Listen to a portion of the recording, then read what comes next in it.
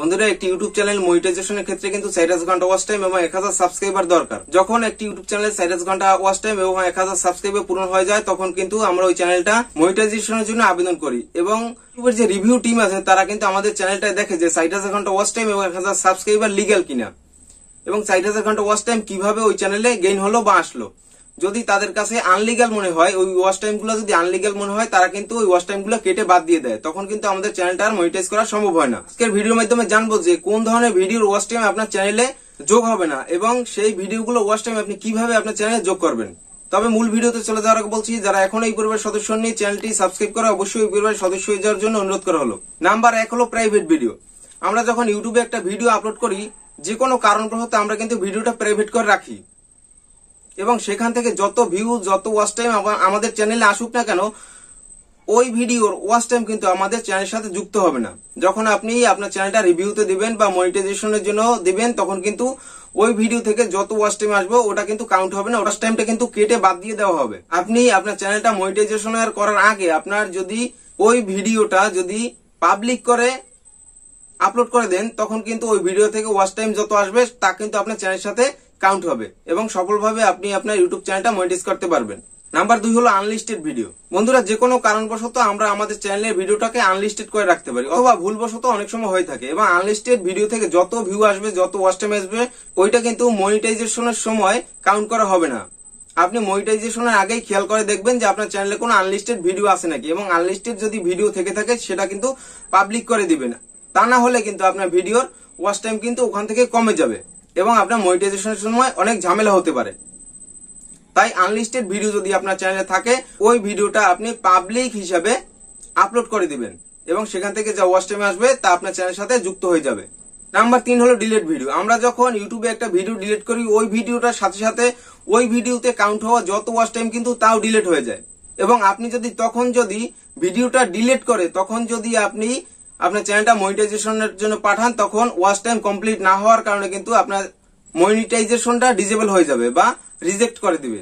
আপনি খেয়াল করবেন যে ওই ভিডিওটা যদি কারণবশত ডিলিট করতে হয়, তবে মনিটাইজেশনের পরে যখন আপনার অনেক ওয়াচ টাইম গেইন হয়ে যাবে চ্যানেলে, তখন আপনি ওই ভিডিওটা ডিলিট করে দিতে পারেন। অন্যথায় আপনি আপনার ওই ভিডিওটা ডিলিট করতে পারবেন না, মনিটাইজেশন কিন্তু ডিসেবল হয়ে যেতে পারে। যার কারণে আপনার চ্যানেলে যখন প্রচুর পরিমাণ ওয়াচ টাইম গেইন হবে তখন ওই ভিডিওটা ডিলিট করতে পারবেন, তখন আপনার চ্যানেল থেকে ওয়াচ টাইম কাটা যাবে না, শুধু ওই ভিডিওটার ওয়াচ টাইমটাই কাটা যাবে এবং মনিটাইজেশনের ক্ষেত্রেও কোনো সমস্যা হবে না। নাম্বার 4 হলো আমরা যখন গুগল অ্যাডওয়ার্ডের মাধ্যমে আমাদের ভিডিওটা বুস্ট করি বা মানুষের সাথে প্রমোট করি, তখন ওই ভিডিও থেকে যত ওয়াচ টাইম আসবে, ওই যে ভিডিওটা আমরা বুস্ট করলাম ওই ভিডিও থেকে যত ওয়াচ টাইম আসবে ওটা কিন্তু ইউটিউব কোনো সময় কাউন্ট করবে না। কিন্তু বন্ধুরা এখানে আপনি যদি একটি গুগল অ্যাডওয়ার্ডের মাধ্যমে আপনার একটা ভিডিও প্রমোট করেন বা বুস্ট করান, তখন ওই ভিডিওটার মাধ্যমে ওই ভিডিওটা যদি ভালো হয় তখন ওই ভিডিওটার মাধ্যমে আপনার চ্যানেলে কিছু ভিউয়ার্স আসতে পারে এবং সেখান থেকে যদি অন্য ভিডিওগুলা তাদের পছন্দ হয় তখন কিন্তু তারা আপনার ভিডিওগুলা দেখতে পারে এবং আপনার চ্যানেলটা সাবস্ক্রাইব করে রাখতে পারে।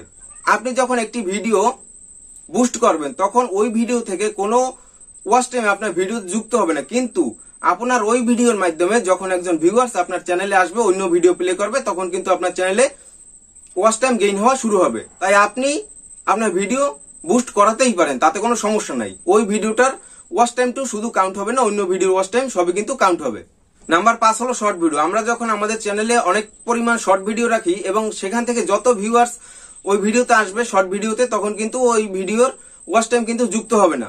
কিন্তু আমরা শর্ট ভিডিও আপলোড করব এবং আমাদের চ্যানেলের ভিতরে এসে যদি কেউ আমাদের শর্ট ভিডিওগুলো দেখে বা চ্যানেল পেজ থেকে যদি দেখে, ব্রাউজার ফিচার থেকে যদি দেখে, নোটিফিকেশন থেকে যদি দেখে, তখন কিন্তু আমাদের ওয়াচ টাইমটা আমাদের চ্যানেলের সাথে যুক্ত হবে। একজন ভিউয়ার যখন সিম্পলি ভাবে একটা শর্ট ভিডিও দেখে, ওই ভিডিওটার ওয়াচ টাইম কিন্তু চ্যানেলের সাথে যুক্ত হয় না, কিন্তু বিভিন্ন সোর্স থেকে যখন দেখে, হোম পেজ থেকে যখন দেখে, তখন কিন্তু ওই ভিডিওর ওয়াচ টাইম অবভিয়াসলি কিন্তু কাউন্ট হয়। তাই আপনি নির্দ্বিধায় শর্ট ভিডিও আপলোড করতে পারেন, কোনো সমস্যা হবে না। এবং এই শর্ট ভিডিওর মাধ্যমেও কিন্তু শর্ট ভিডিও ভালো হওয়ার কারণে কিন্তু আপনার চ্যানেলে একজন ভিউয়ার্স ওই শর্ট ভিডিওটার মাধ্যমে আসতে পারে, সেখান থেকে অন্য ভিডিওতে আপনি ওয়াচ টাইম গেইন করতে পারবেন শুধুমাত্র একটা শর্ট ভিডিওর তৈরি করার কারণে। নাম্বার 6 হলো লাইভ স্ট্রিম। আমরা যখন সরাসরি লাইভ স্ট্রিম করি তখন যাই আমরা ওয়াচ টাইমটা সংগ্রহ করি, ওখান থেকে ওয়াচ টাইমটা কিন্তু কোনো সময় আমাদের ইউটিউব চ্যানেলের সাথে যুক্ত হবে না। ওই লাইভ ভিডিওটা বা লাইভ স্ট্রিমটা রেকর্ড করে আমরা যখন ডেইলি বেসিসে যখন ইউটিউবে পাবলিক করে রিআপলোড করি, তখন ওখানে থেকে যত ভিউয়ার্স আসবে ওই লাইভ স্ট্রিমটায়, তখন কিন্তু ওই ওয়াচ টাইমটা কিন্তু আমাদের চ্যানেলের সাথে যুক্ত হবে। আপনি যতই লাইভ স্ট্রিম করেন ওই যে ওয়াচ টাইমটা কিন্তু ওখান থেকে যুক্ত হবে না। রেগুলার বেসিসে যখন আপনি ওই ভিডিওটা আপলোড করবেন পাবলিক হিসাবে, তখন কিন্তু ওই ভিডিওটা যদি কোনো ভিউয়ার্স দেখে, সেখান থেকে আপনি ওয়াচ টাইম যুক্ত করতে পারবেন এবং মনিটাইজেশন এনাবেল করতে পারবেন।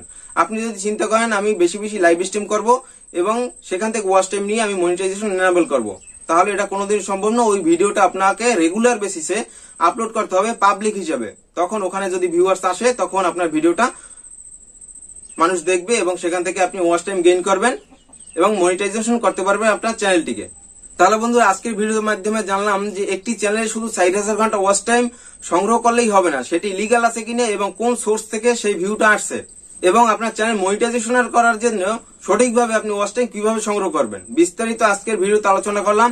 যদি ভিডিওটি ভালো লাগে লাইক করুন, বন্ধু বান্ধব শেয়ার করুন। দেখা হবে অন্য কোনো দিন অন্য কোনো ভিডিওতে। ধন্যবাদ সবাইকে।